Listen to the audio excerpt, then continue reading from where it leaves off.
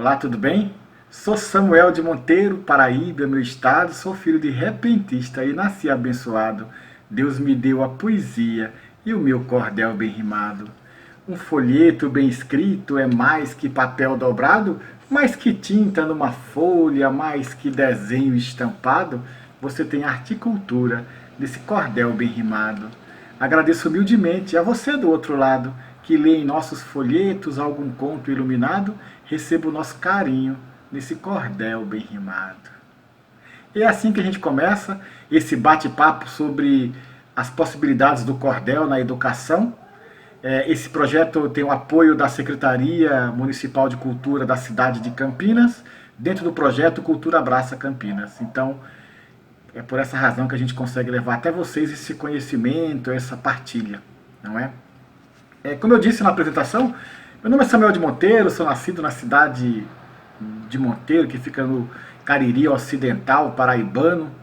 É uma cidade de 30 mil habitantes, terra de grandes nomes da cultura nossa, do sertão, como o grande repentista violeiro maior de todos, o Cascavel do Repente, Pinto do Monteiro, grande nome da cantoria.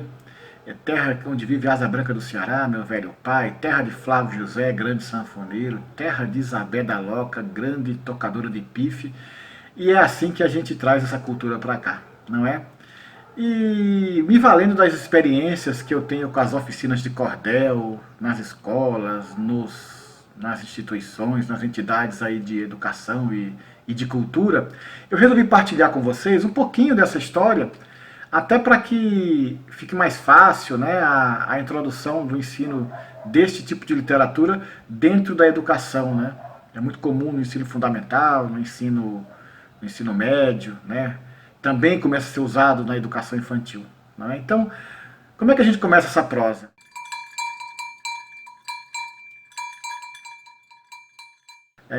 Na Idade Média, por volta do século XV, nós tínhamos ali os trovadores na Espanha, em Portugal, na própria França, e eles iam de vilarejo em vilarejo propagar a sua poesia, né? Naquele tempo era escrita à mão, ainda não tinha imprensa, a imprensa estava quase chegando ali, com Gutenberg, e esses trovadores, eles se valiam o quê? Se valiam dos alaúdes, né, que é um parente da viola, da rabeca, e, e faziam em estrofes, né, em poesia, porque era mais fácil fazer a decoração, né? Então eles decoravam mais fácil, então por isso que era em estilo de poesia, né, em versos, para ficar mais fácil, não é?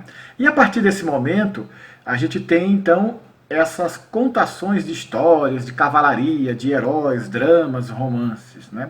Com o advento da imprensa, né, que o alemão Gutenberg inventa, aí começa a ter a publicação de fato desses materiais impressos, né? Mas até então eles trabalhavam nesses vilarejos de vila em vila com as folhas soltas, né? Então você vai ter aí, como por exemplo em Portugal, né, você vai ter as folhas volantes, você vai ter os pregos sueltos na Espanha, vai ter a literatura e comportagem na França. Então em cada lugar você vai ter essa manifestação, como exemplo, dessa poesia chegando nos cantos, né? Então eu quero que você imagine isso lá atrás, né? Então você vai ter muitas histórias de cavalaria andante. Você vai ver na literatura, por exemplo, quando você lê Dom Quixote de La Mancha, a história toda é permeada com cordel, com essa literatura, né? Então, que é os contadores, os trovadores contando os feitos dos cavaleiros, né? Então, era o que acontecia naquela época, né? Então, Cervantes foi muito generoso com esse tipo de literatura, retratando dentro da sua história, né? E olhando para esse aspecto, a gente vai ter essa literatura chegando no Brasil, junto né, obviamente com a colonização, mas fica mais premente no século XIX, quando o cordel ele assume a característica que nós conhecemos agora, não é? Então a gente vai ter alguns nomes importantes como Ugolino Nunes da Costa, como Germano Lagoa, e o mais famoso de todos, o que a gente considera o nosso patrono, o Leandro Gomes de Barros, né?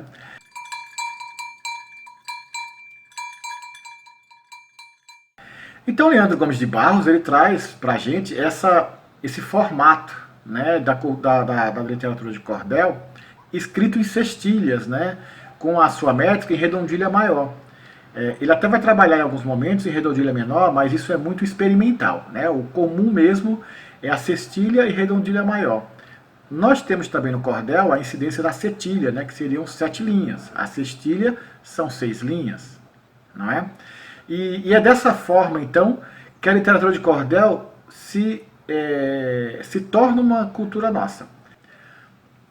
Então nós vamos ter a obra de Leandro Gomes de Barros retratada em muitos romances. Então eu vou dar alguns exemplos, como a história de Juvenal Dragão, a história da donzela Teodora, que é muito famosa, a vida de Pedro Sem, o Soldado Jogador. São algumas histórias famosas, né? E aí a gente vai ter aqui algum exemplo, por exemplo, na história da donzela Teodora, ele fala mais ou menos assim: passando um dia na praça, viu enorme multidão, quando ele chegou mais perto, teve muita compaixão, uma formosa donzela sendo vendida em leilão.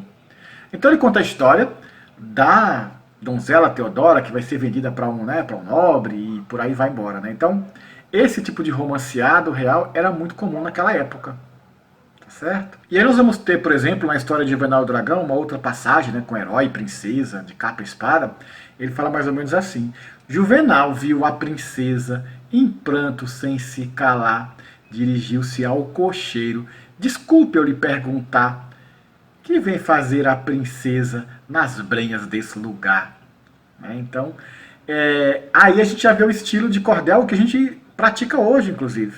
Então, é daí que vem a origem dessa prática, dessa poesia, né? Vamos entender um pouquinho agora, porque a gente está falando o quê? Que o cordel vem lá do século XV, né, aproximadamente. Óbvio que você vai ter os trovadores mais anteriores a isso, mas a gente tem esse modelo dos poetas de vilarejo em vilarejo, declamando suas poesias, as pessoas dando moedas ou comprando esse material à medida que a imprensa chega, que esses poemas evoluem, até que chega no Brasil através de Leandro Gomes de Barros, ganha essa roupagem que a gente conhece hoje, tá bom?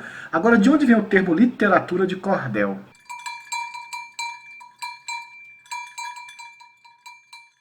Lá atrás, os poetas eles iam de canto em canto e não tinha como levar um estante, não tinha um expositor, vamos dizer assim. Então eles levavam barbantes, cordinhas e amarrava de uma árvore a outra, de um ponto a outro, em frente a uma taberna, no meio de uma praça, lá onde eles pudessem falar, né? Então, esses barbantes eram amarrados, eles penduravam os cordéis com algum tipo de prendedor, porque ventava e perdia as poesias, né? Então é assim que vem essa história do cordel. Só que uma coisa interessante, e eu acho que eu não sei se todos têm essa consciência, mas nas feiras nordestinas de onde eu venho, não se pratica muito, e não se praticava muito também antigamente, essa coisa de pendurar o cordel em varal. Isso não é algo comum pra gente. Era comum a gente ter o quê? Um tabuleiro, ter um cavalete, aí você põe uma mala, você põe um tampão, você põe uma mesa, você pode pendurar alguma coisa como esse pano que está aqui atrás de mim.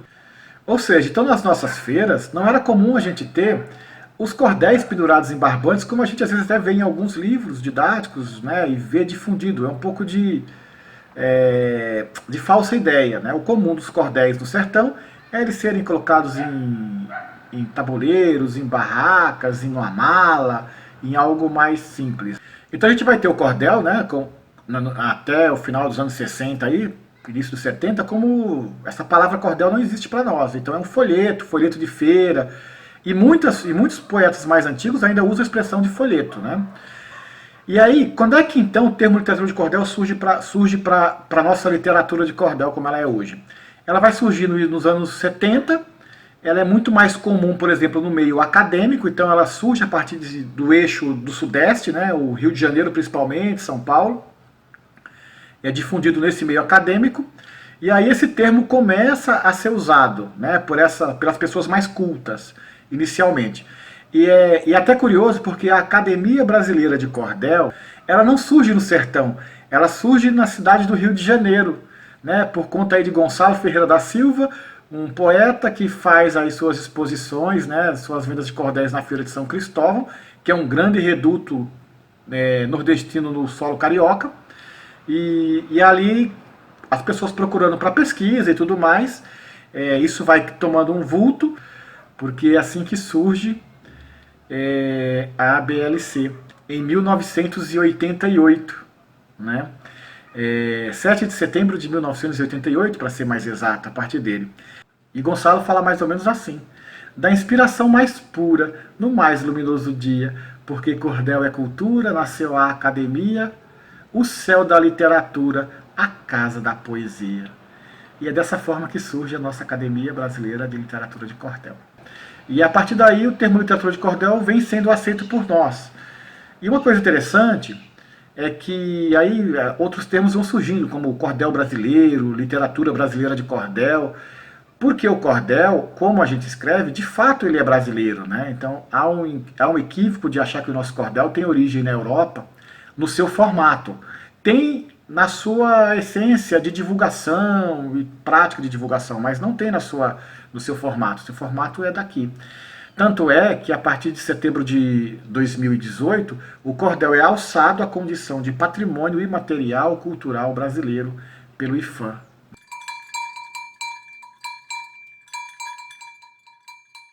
O que é literatura de cordel? Interessante. Então, a literatura de cordel se caracteriza pela estrutura das estrofes em sextilhas, cetilhas e ocasionalmente as décimas, tá? Tinha-se antigamente as quadras também podem ser um cordel, mas não é um modelo muito comum de se utilizar, tá? Predominantemente escritas em redondilhas maior, ou o que a gente chama de 7 sílabas poéticas, não é? O cordel ele precisa de uma narrativa, ou seja, contar uma história, descrever uma paisagem, narrar um fato, ou apresentar uma figura, biografia e por aí vai, né? O mais importante é que o cordel tem começo, meio e fim. Os folhetos podem ter de 8, 16 ou 24 páginas. Podemos ter os romances ainda maiores, de 32 ou 64 páginas. Não são tão comuns hoje em dia, mas tem ainda muitos poetas que escrevem os romances, é óbvio. Tá? Então, o vendedor de folheto, que é interessante dentro do cordel, ele geralmente vai cantar ou vai contar parte dos seus romances para atrair os seus clientes, né? Então ele vai estar lá na feira e vai estar declamando trechos. Imagine que eu fosse um cordelista aqui no meio de uma feira e eu ia estar lá falando minha poesia, né? O poeta é o mensageiro de histórias escondidas, ele tem um olhar ligeiro, desvenda causas perdidas. E aí as pessoas se interessavam por essa história e iam comprar, né, a história, né? Então é dessa forma que os poetas chamam o seu freguês, né? E eles não declamam a história inteira, é óbvio, né? Para a pessoa comprar, para a pessoa levar para ler o final em casa. Então isso tem muita similaridade com os trovadores lá do começo da história.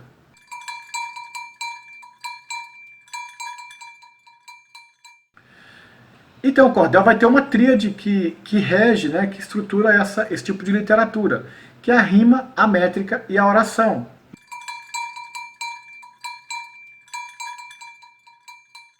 Então, a rima é o som final da sílaba, né? Então, canção, emoção, coração, brincar, cantar, conversar e por aí vai. Então, ela pode ser o que a gente chama dentro da literatura de cordel, entre nós cordelistas, como uma rima positiva, né? Que seria uma rima que a terminação é exatamente igual, né? Ou ela pode ser comparativa, né? Que é muito comum, usado nas músicas, na poesia um pouco mais livre. Pode ser usado nas cantorias de improviso. Pode ser usado no cordel, não há nada que impede, né? Mas não fica tão esteticamente bonito. Não? Por exemplo, chapéu com anel, né? Então, o chapéu, né, termina com EU, né, com a letra E, com a letra U. O anel termina com a letra E e a letra L. Então, embora a sonoridade seja a mesma, a escrita não é, né? A grafia é diferente. Então, nós prezamos, como cordelistas, essa terminação que a gente chama de rima positiva. E deixa o cordel mais bonito, mais harmônico, né? Inclusive de se ler e de se ver.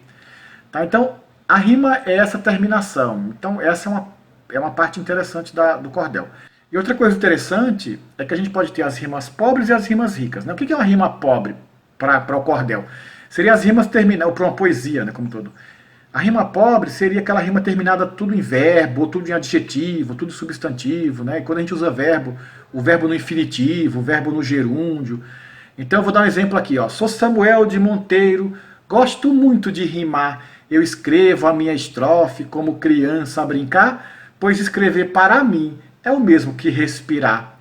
Então, eu escrevi o tempo todo aqui um verbo, né? o verbo no infinitivo aqui, inclusive. Então, rimar, brincar, respirar. Então, esse aí é um tipo de poesia, pode estar uma estrofe até bem construída, mas ela é uma estrofe de rima pobre, não é? As rimas ricas, elas vão combinar substantivo, outras categorias gramaticais, né? Então, substantivo com adjetivo, com verbo, né? Então a gente consegue fazer umas combinações um pouquinho diferentes. Então, só para a gente marcar, é mais ou menos assim, ó. No cordel é importante ser um tanto mais ativo. Podemos usar um verbo ou um bom adjetivo. Rima pobre não combina quando tudo ali termina, faltando o substantivo. Então, é muito importante a gente entender que essa forma de rimar, onde você combina as categorias gramaticais, o cordel fica mais bonito, a estrofe fica muito mais construída, mais bem construída, não é? Em relação à métrica, como eu disse, a gente trabalha muito com a redondilha maior, né? Então, que seriam as 7 sílabas tônicas. Então, no cordel é importante. Então, se eu contar aqui, ó, no cordel é importante, né, ser um tanto mais ativo. E aí você fala, mas Samuel, você contou 8 sílabas aí. Pois é, porque a contagem da sílaba poética, ela é na sílaba tônica, né? Então, se eu pegar uma outra estrofe, ó, gosto muito de brincar. Então, brincar é a sílaba tônica, então termina no K, a 7ª sílaba poética, não é? No cordel é importante. Então, aqui eu vou ter a tan, que é a sílaba tônica, como a 7ª sílaba, e a gente despreza a última. Tá? Então, a gente vai ter sempre essa contagem na redondilha maior, mas eu já chego já nesse exemplo.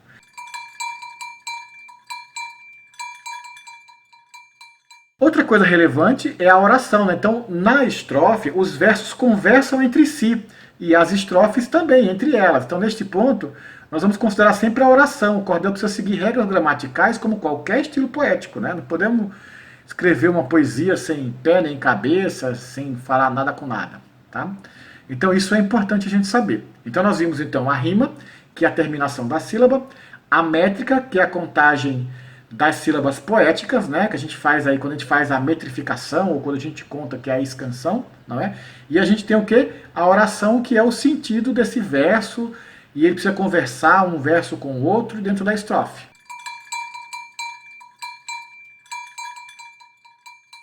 Tá? Então, qual é que é a minha sugestão para vocês? Minha sugestão é que vocês comecem pela, né, que o professor, a professora, o educador, a educadora, comece pelas quadras. Por quê? Porque as quadras é um formato mais simples de poesia, não é? Então, trabalhe com cards de estrofes, trabalhe com cordéis prontos, né, bem escritos. Você pode recolher desses cordéis prontos um trecho dele, não tem problema, né? Então, sou Samuel de Monteiro, Paraíba é o meu estado, sou filho de repentista e nasci abençoado. É uma quadra, tá certo? Então você pode trabalhar com esses 4, não precisa nem fechar, para mostrar para as crianças, para os adolescentes, como é que se escreve essa estrutura. Então, vale ressaltar para os alunos que o cordel, o formato predominante dele é a cestilha ou a cetilha. Então, compensa e convém você incorporar essas 2 linhas, esses 2 versos, ou os 2 pés, como queiram, né? Para que a gente consiga entender, tá bom? E aí é interessante você deixar as crianças e os jovens definirem os temas, tá? Por quê? Porque vocês vão ter grandes surpresas, né? Pelas minhas experiências de oficinas, eu já vi criações incríveis dentro de sala de aula e em oficinas de cordel, tá bom? O que é mais importante para você que dá aula e você que quer usar o cordel como recurso na sala de aula? Conforme o desenvolvimento da turma, deixe claro aquilo que é e o que não é cordel. Tá? Então, uma poesia solta não é cordel. Uma poesia que não tem um começo, meio e fim não é um cordel. Uma poesia que não é escrita em cestilha, cetilha ou décima também não é cordel. Pode ser poesia popular.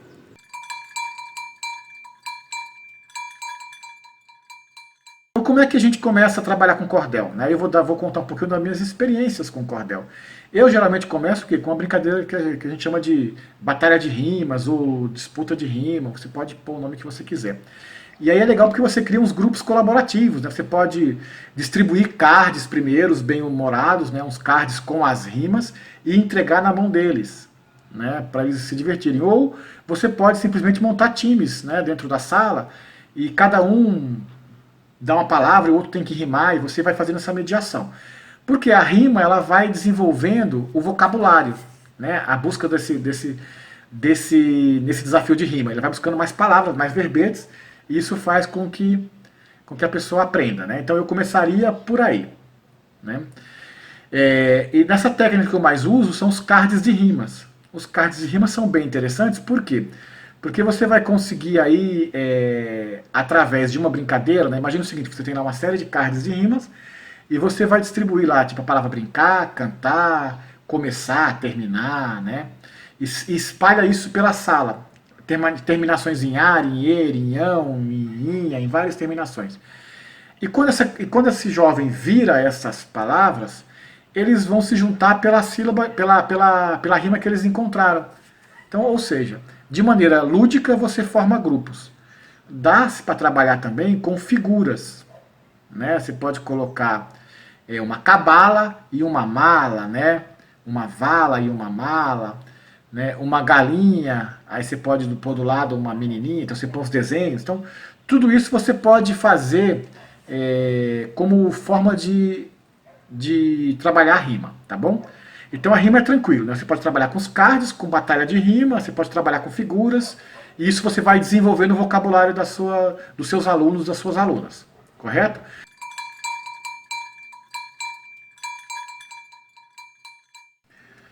Já no caso da métrica, aí a situação é um pouquinho diferente, né? Porque a métrica você precisa, muitas vezes, se você estiver lidando com uma criança que está no início ali do fundamental, né? Nos anos iniciais, ele vai ter uma dificuldade maior para essa contagem silábica poética, né? Para entender a metrificação, porque a contagem de sílaba é diferente da gramatical, né? Ela tem uma outra proposta de contagem, né? Tem a ver com a maneira como o som, a cadência do som, tem junção de vogais em alguns momentos.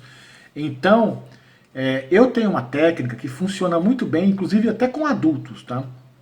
Porque nós temos dentro do nosso cancioneiro popular, das músicas das tradições orais, a grande maioria é feito em redondilha maior, porque a redondilha maior ela é fácil de entender o ritmo e ela é fácil de decorar.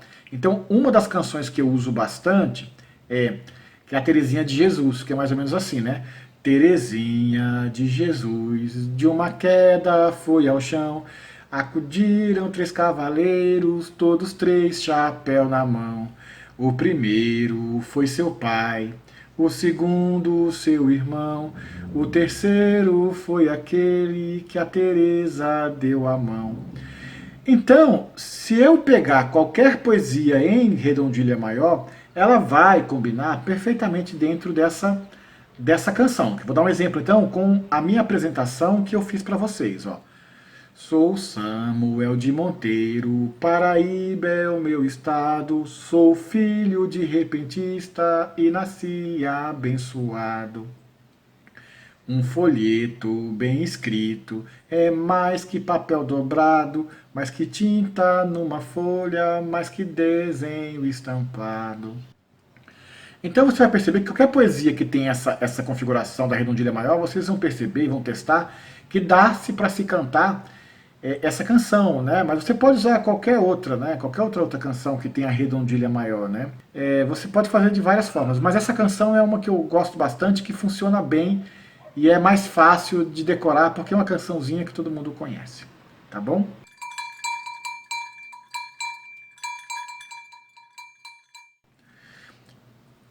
Então como é que eu trabalho o cordel na prática? Né? Eu vou trabalhar o cordel, sempre eu prefiro trabalhar como coletivo. Porque quando eu trabalho com cordel coletivo, todo mundo se empolga, um contribui com o outro, as estrofes estão construídas de uma maneira mais dinâmica. Tá? Então, qual é a técnica que eu uso? Eu separo a minha sala de aula que eu estiver dando a oficina em pequenos grupos de 6 a 8 pessoas quando eu tenho uma sala maior, ou de 3 a 5 quando eu tenho uma sala menor. Né? Então eu formo de 3 a 4 grupos, no máximo 5. Tá? E aí eu peço para que eles conversem entre si, troquem um pouquinho de ideias sobre as histórias que eles têm e tragam um tema. Decidam cada grupo vai decidir o seu tema. E depois que esse grupo decide o seu tema, a gente escolhe um dos 5 temas de maneira democrática, põe lá os temas na lousa, né, no quadro, e aí escolhe um dos temas para trabalhar coletivamente. através de votação simples. Uma coisa que é curiosa e que é legal no voto é que você sempre tem a seguinte técnica. Nunca peça para a pessoa votar apenas num texto, num tema. Peça para ela votar no tema do grupo dela e no tema de um outro grupo. Por quê? Porque necessariamente você vai ter os outros grupos sendo contemplados uma ou mais vezes. E aí você consegue, de fato, ter uma história coletiva com escolha coletiva. Não é? E escolhido esse tema, aí você faz o trabalho inicialmente na quadra e depois você passa para a cestilha. Importante trabalhar a questão da rima, da métrica e da oração, na hora que você estiver compondo. Sugiro que o professor ou a professora sempre comece fazendo a primeira linha da estrofe, tá? Porque aí você estimula a criança ou o jovem, né, ou a jovem a entender a lógica dessa construção. Né? E aí você pode cantar a cançãozinha da Terezinha de Jesus para mostrar que a sua estrofe está certa, né? Tranquilo?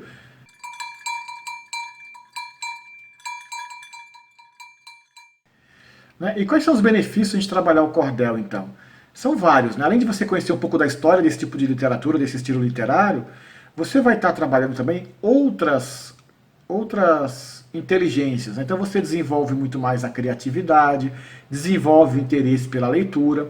Sempre os melhores cordeiristas são aqueles que leem muito. Né? Então, para mim, se você me perguntar como é que eu escrevo cordel, eu diria que o primeiro recado que eu tenho que dar é: leiam bastante cordéis. Então compartilhe muito com a sala. Né? Compartilhe bastante cordéis com a sala, procure cordelistas que você conheça, procure na internet, faça contato com esses cordelistas, para que você tenha uma obra genuína. E aliás, essa é uma outra dica que eu dou. Sempre que você puder na sua cidade, na sua escola, chame um cordelista ou uma cordelista para fazer parte dessa apresentação, desse momento, desse projeto que vocês estão desenvolvendo na sala de aula de vocês. Porque fica muito mais genuíno eles conhecerem, as crianças, né, os jovens ou as jovens, conhecerem um autêntico ou autêntica cordelista, que traz a obra, que traz o sotaque, que traz o formato da literatura, não é? Então esse é um conselho que eu dou para quem quer trabalhar cordel em sala de aula. Tá? E como eu disse agora há pouco, são muitos os benefícios, né? O desenvolvimento da criatividade, você pode abordar diversos temas sociais, temas escolares dentro do cordel. Você pode falar sobre uma data comemorativa, sobre uma matéria, sobre um assunto específico que às vezes é difícil memorizar, porque a rima facilita. Então, os benefícios do cordel são infinitos, né? Você tem muito benefício, muito mesmo, tá bom? Eu vou deixar aqui uma bibliografia para que vocês consultem para mais pesquisa, tá bom? E é isso, espero que vocês tenham gostado. Samuel de Monteiro, aqui ao seu dispor. Até a próxima.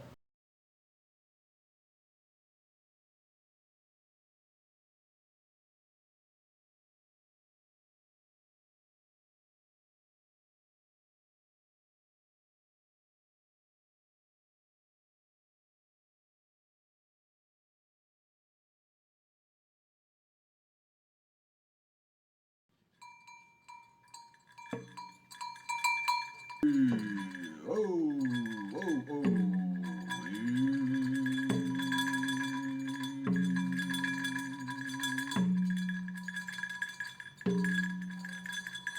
oh.